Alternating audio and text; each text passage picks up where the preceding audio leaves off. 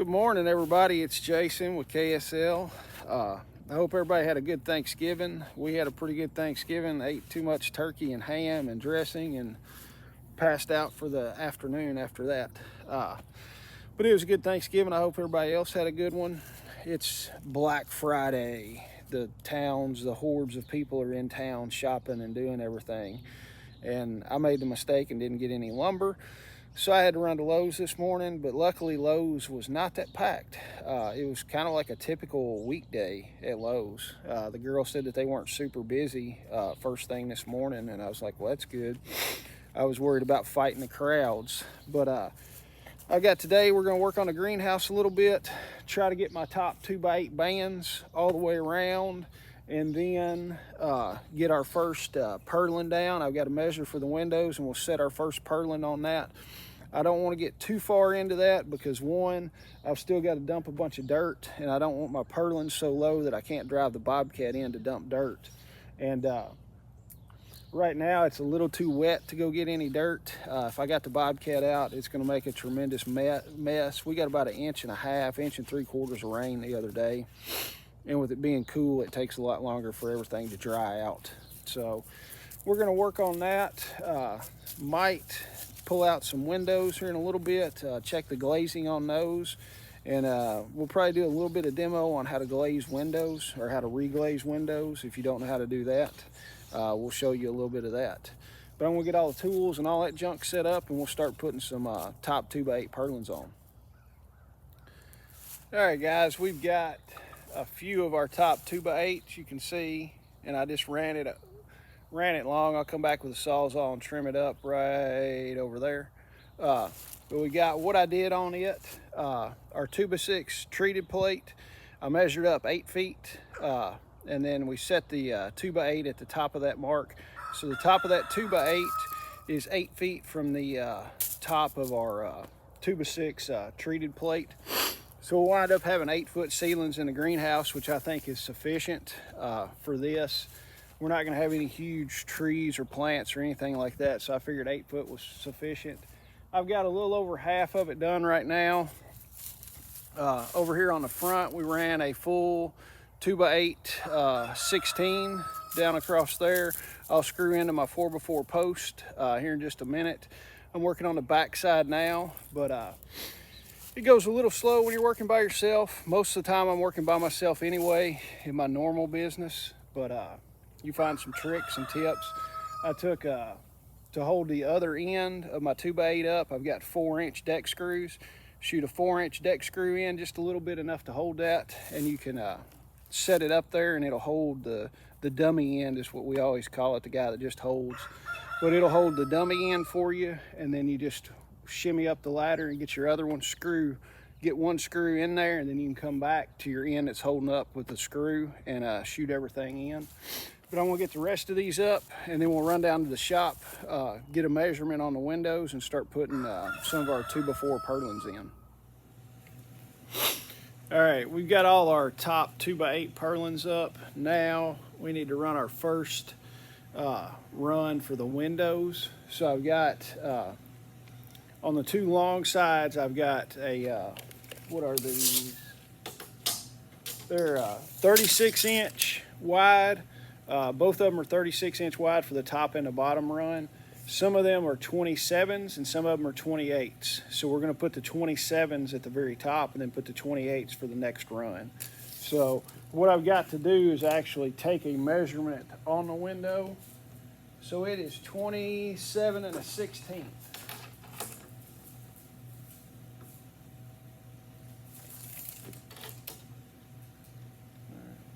So we're looking 27 1/8 is what the window measures. All these should be the same. I'm going to give myself just a little bit of playroom with that, maybe 1/8 to 1/4 of an inch. So they're 27. So what we'll do is go back out to there, measure from the top of our or the bottom of our 2x8 down our measurement, and then strike a line on it, and then do that all the way around, or on the two long sides of the building, and that will give us enough room to slide that window in. And then once we actually we'll do our verticals what I'll do is take the space in between in between each post, find the center of it, and then there's going to be 3 windows in between each post, and I'll kind of show you once we get back up there. All right, guys, I've got one side of the purlins on, and I wanted to play with it a little bit and see about the best way to attach the uprights, your verticals in between the purlins. That's what's going to frame the window in. I grabbed my awesome Craig pocket hole jig. If you've never seen one of these, they're pretty stinking cool. They will cut, they call it a pocket hole, and what it does, it allows you, if I wanted to attach this 2x4 to here, instead of trying to toenail it in and doing it that way, toenailing it in works pretty good, especially if you're using a nail gun.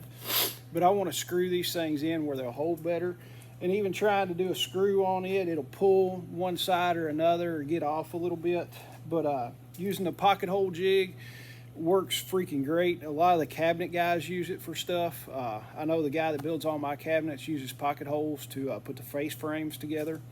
But essentially what it does is it pre-drills a hole at a perfect angle to where you can go down in. So let me set this up. I've got this one cut at 27 1/4 inches. That's what the distance is in between my top 2x8 and my first 2x4 purlin. So let me slide this in the clamp and we'll drill. The thing is super easy to use. You line it up with the 2x4. It's 3 1/2 inches wide, so you line it up with one side. It's got a clamp that you clamp your piece of work in. This is a special step drill, and you adjust the stop collar to all. It's got all the markings, everything on it. You slide it in there and you adjust your stop collar to 1 1/2 inches. That's the material we're using right now. And then what it's got, if you're using 3 1/2 inch material, you'll drill your C hole and your A hole. A hole. All right. You'll drill your holes. We'll drill it. It holds everything precise for you. We've got it adjusted for 1 1/2 inches right here.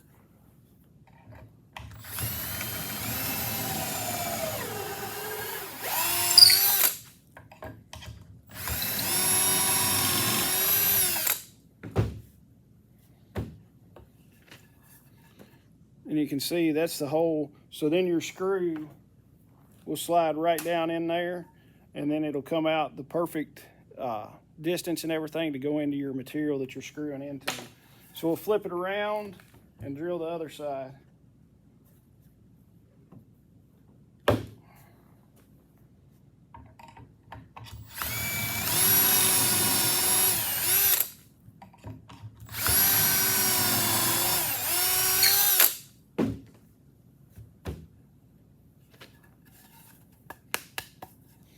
All right, easy as that. We've got holes, perfectly drilled and aligned holes.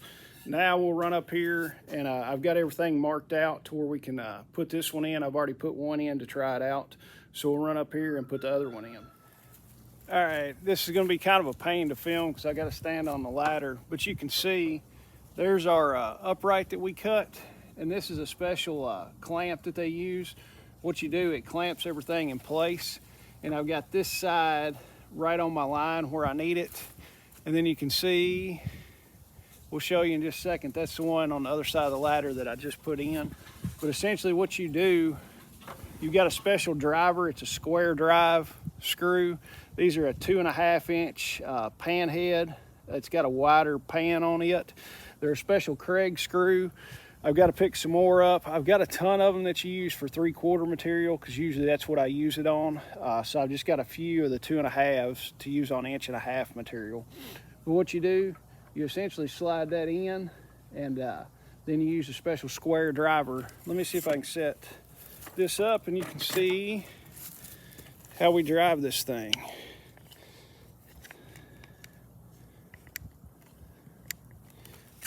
Maybe. All right, it's not gonna work. If you don't know how to screw a screw in, sorry, you need to watch some different videos. All right, we've got these 2 screws put in. Now, I don't know if you can see real good because of the sun. I've got the top clamped off and I'm gonna screw that off. And what I did beforehand, I took my square, my speed square, and put in there to make sure everything's square. But this, yeah, this right here is square, and then this cut is square. I cut it on the miter saw, so I know it's square. So really, once you screw it in, it stays square. I had to adjust just a smidge, but I'm gonna screw this in, and then this window opening will be good, and then I can start going on the rest of them. All right, here's our window opening here. You can see I screwed everything from the inside just where those screws wouldn't be exposed to any weather. I don't know if they're exterior screws or not. That's what I had, that's what we're gonna use. But you can see we've got our dimensions, 36 and 27 1/4. That gives us about a 1/4 inch play to slide that window in. I'd rather have it just a smidge bigger than smaller and have to take something out or shave the window down, something like that. But the plan is we're gonna slide the window in, and then I'm gonna have trim material that will come over the window, and then we'll use small little trim. They make, Jameson! They make stainless steel or exterior trim screws that have a real small head on them, and those trim screws are what will hold the windows in. So that's what we're working on right now. I want to start putting some more purlins around and that kind of stuff. Good morning, guys. It's Jason. It's Saturday morning. A little nipply this morning, but it's going to warm up a little bit. Right now it's low to mid 30s. Kind of cold, not really excited about it, but it's going to warm up.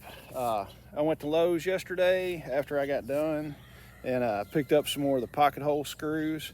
We're going to start trying to get all this top window part framed in, and we'll kind of show you how it goes. All right, guys, we've got all the top framed in for the windows except for on the front. I did a miscalculation when I was picking up windows, and I forgot to get anything for the front. So I'll probably run back down there next week sometime, but we'll take you around and show you the side. That is what the side looks like. That's gonna be the top row of windows. There'll be 3 windows in between each post at the top, and then the exact same thing below it, except for the top windows are 27 inches tall and the bottom windows are 28 inches tall, but it'll be the same width and everything. We'll take you around to the back, and I've got the first run done in the back. Over here on the back, we're gonna have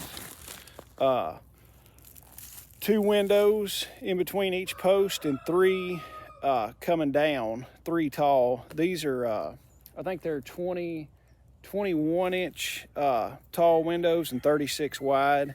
So we'll have, there'll be 2, 4, 6, there'll be 12 windows on the back, and then they'll all be the same size. I've got those, so we could go ahead and frame those in. We're expecting rain tomorrow, and it's halfway dry. So I'm gonna fire the Bobcat up and go down to where I've got some extra dirt and see if I can get some dirt put in here and kind of rough it out before we get any rain tomorrow. Because with it being winter time, once it rains, it takes forever for stuff to dry. It's halfway dry now, so we're gonna go ahead and get that done. All right, guys, it's noonish right now. Me and my youngest one are going to go deer hunting. He decided he wanted to go, so that's where we're gonna head off here in just a little while. So I'm gonna quit for the day. I got a little bit of dirt moved in here. The battery on the Bobcat is dead as a doornail and it wouldn't start.